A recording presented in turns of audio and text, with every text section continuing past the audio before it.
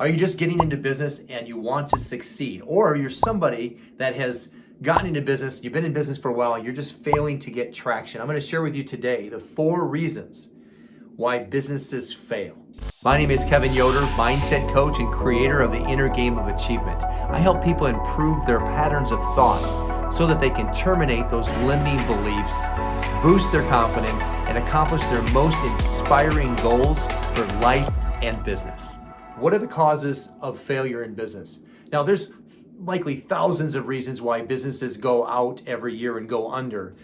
But I want to share with you something here that we could talk about these things, such as fierce competition or market conditions or rising costs. We can talk about all of these things, but it's not going to help us understand and get right down to the heart of these 4 reasons why businesses fail. And the reason is because the things I just mentioned, those are the effects.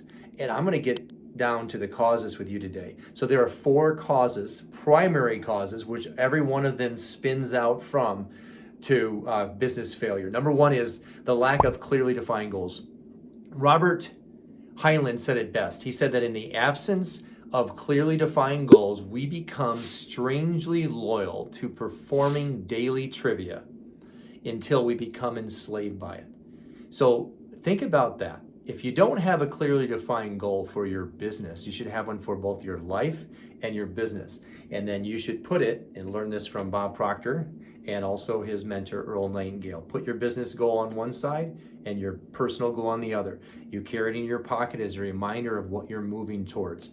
As you've probably heard me say before, we are wired to move towards things. And what Robert Heinlein is saying is that if we're programmed, we're like cybernetic mechanisms. If we're programmed to move towards something, if you don't have, I'll just take what's nearby, for example. Let's just say that, and I did an example of this in my money video, the one I just did, is if your focus is the $100 bill, for example, that's your goal up front. Now, let's just say that's $1 million, or let's say it's a sales thing. So let's pretend like that's your focus. If we're programmed to move towards something, if that's what God gave us a brain for, and it's actually a part of our makeup, and let's say you move that away, you throw that to the side, and instead you are focusing on the $5 bill. That becomes the target. So you see, that doesn't matter what it is, or it could be news, gossip, anything. If there's, in the absence of a clearly defined goal, we become strangely loyal to performing daily trivia. That applies to business. If you don't have a clear objective, you're going to find yourself doing a bunch of random things. Have you heard of look squirrel? It's like, look squirrel. It means you're just going here and there and everywhere. You're just meandering around.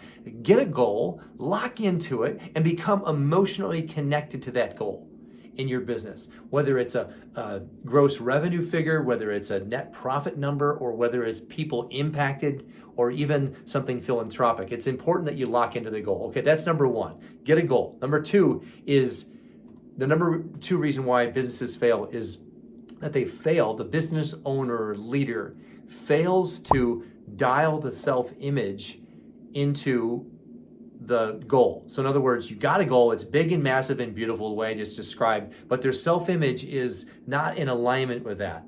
And as I've shared so many times, is that we will always act in direct proportion to the self-image. We can't act otherwise. In other words, we can't outrun the image, we can't out-hustle it, we can't outperform it. If your goal, for example, is to go global, but you have a self-image of someone who is stuck here in your hometown or stuck here in your neighborhood in terms of the way you feel or what you're worthy of for business, it's impossible. You're sunk from the word go. So the self-image, you got to do the inner work. You have to, as a thermostat example, you have to dial the thermostat so it matches the goal. If your goal is $1 million and your thermostat set at 250,000, you can't get there. You can't get there from here. The image has to be adjusted so that it matches the goal. Okay, the 3rd reason for failure in business is the lack of a burning desire sufficient enough to create the momentum to keep going when things get real hard. There's a book right there. There we go. By Napoleon Hill. He committed an entire chapter on this idea of a burning desire. And so many people discount this. I think people think it's just so woo-woo and so fluffy. You realize, like, let's just look at this for a second. Napoleon Hill was commissioned by Andrew Carnegie to go out in the world and spend, let's say 20 years of his life to finding out what the most successful people on the planet at the time, 500 by the way, were up to when it came to their success habits, and to create the world's first manual for success. That's what Think and Grow Rich is. And in there, he identified that at the top of the list, after he spent 20 plus years researching and documenting, at the top of the list is a burning obsession.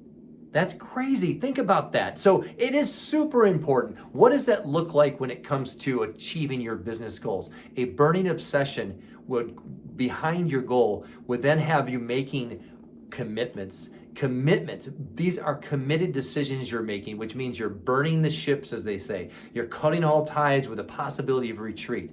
You're going all in. And you're willing, when you made a committed decision based on that burning desire, to do everything possible to upgrade your self-image, to increase your skills, to increase your knowledge base, so that you are moving towards the goal and you're not going to let your background or your stupid stories stand in your way. The difference with that is if you're just simply interested in that rather than committed, you'll do what's easy, and you'll let all of your stories and all of your history, and you'll let all of that stuff actually be bigger than the goal. You see that? And the difference with a burning desire is this is something that you become. And the word obsession gets thrown around, and people think it's a bad thing. Obsession is not a bad thing. Think about people that actually get things done and actually accomplish big things. You are obsessed about it. You think about it all the time. It's a burning desire, not just a fleeting thought or a wish or a hope. You get this? That's it. And then the last thing, the last reason, this one may surprise you, is that we have to think about the end, where we're going, the landing place. And so many people are so caught with head down and doing the work. And I know we talk about in success circles is focus on the process and not the end. Look, there is such a thing. This is not a black and white deal, but if you combine those two concepts, you're going to find yourself in a winning place. What I mean by that is land at the end place where you're going, visualize yourself every single day having accomplished that. And by putting yourself there, using your creative imagination, what you're doing is you're teaching your subconscious mind what it's like to have that. And what it will do, it will begin to attract to you the people, circumstances, and the events. Now, I don't know what your beliefs are, but the subconscious mind is tied into infinite intelligence. Now that's Napoleon Hill talks about it. There's so many others that talk about the law of attraction as the way to draw to us that which we are in vibrational harmony with. But the subconscious is tied to that. We not only that, but it will actually begin to, because it's working in our bodies, begin to give us the right words. And will begin to sound different and show up in the world different. If we land at that place every single day as the end place, we know where we're going and we know what it looks like. We're thinking of that as actually already done. It's completed. It is done. As soon as I say it's done, it is done. And then let's go back to reality here. Back to reality. Today, present. How am I showing up in the world? I'm focusing on the process. And I'm working with this sense of, as I know where I'm going, I've already seen it as done, and now my work becomes divinely inspired, for a lack of a better term. It just does. I work more smoothly. I'm definitely more focused. I'm definitely more process driven. I'm thinking about working faster, smarter, more efficiently. I'm so much more effective because I know where I'm going. So let me outline the 4 steps for business failure. And if you want to win big in business, if you want to have all of your business and sales dreams come true, follow this process. Number 1 is set big goals. Have clear targets for both your personal life and your business life, and document them on a card. Carry it in your pocket. Why? Because when you touch that card, you know exactly what you're thinking about and where you're going, okay? There's a big goal. Number 2, your self-image. You have to work on that. Identify what sort of person would have the goal that you're talking about. That's what you're saying here, is that what sort of person would have that goal anyway?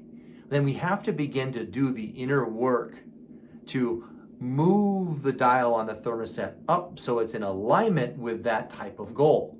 So now we are in harmony with the goal. And as soon as we're in harmony with the goal, we begin to act like that person and showing up in the world in that way, and we begin to attract the people, circumstances, and the events. The third one Listen, this is so important, is we have big goals.